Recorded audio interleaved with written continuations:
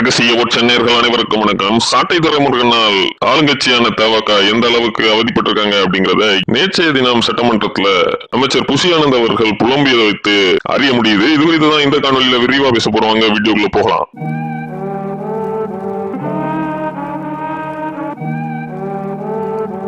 தமிழ்நாட்டு அரசியல் களத்துல இப்போதைக்கு ஆளுங்கட்சியான தவகவுக்கு ஒரு எதிர்கட்சியாக செயல்படக்கூடியது நாம் தமிழர் கட்சியை தான் சொல்ல முடியும். அதுலயும் நாம் தமிழர் கட்சியின் கொள்கை பரப்பு செயலாளர் சாட்டை துரைமுருகன் அவர்கள் அவருடைய சாட்டை வலைவலியில ஆளுங்கட்சிக்கு எதிராக ஆற்றக்கூடிய எதிர்வினைகள் அப்படிங்கிறது மிகப்பெரிய அளவு உச்சத்துல இருக்கு. அது மட்டும் இல்லாம கடந்த ஓராண்டுகளாக தவகவை போட்டு தன்னுடைய வலைவலியில புலந்தெடுத்துட்டு வர்றாரு. சோ இதை இப்போ தவகவினரால் தாங்கிக் கொள்ள முடியாம அவரை இப்போ கைது செய்வாங்கிறதுக்கு காத்து கொண்டிருக்கக்கூடிய சூழல்ல நேற்றைய தினம் சட்டமன்றத்துல அமைச்சர் புசி ஆனந்த் அவர்களும் இது குறித்து ரொம்பவே புலம்பி தள்ளி இருந்தாரு. அந்த அளவுக்கு யூடியூப்ல இருக்கக்கூடிய வாடகை வாயர்கள் எங்க தலைவரை ரொம்ப மோசமா பேசுறாங்கிற ரேஞ்சில இலைமறைக்காயாக சாட்டை துரைமுருகனை குறித்து பேசியது அப்படிங்கிறது இப்போ அரசியல் களத்துல அதிர்வலைகளை ஏற்படுத்தி இருக்கு. ஒரு நேரத்துல ஏன்டா இவர் அரசியலுக்கு வந்தாருன்னு நான் நினைப்பேன்.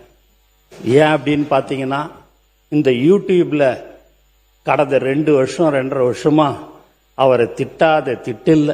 அதுலயும் இந்த யூடியூப்ல டிவில வாடகை வாயிலாம் இருக்குது. அந்த வாய் என்ன பேசணுமோ அவ்வளவும் பேசும்.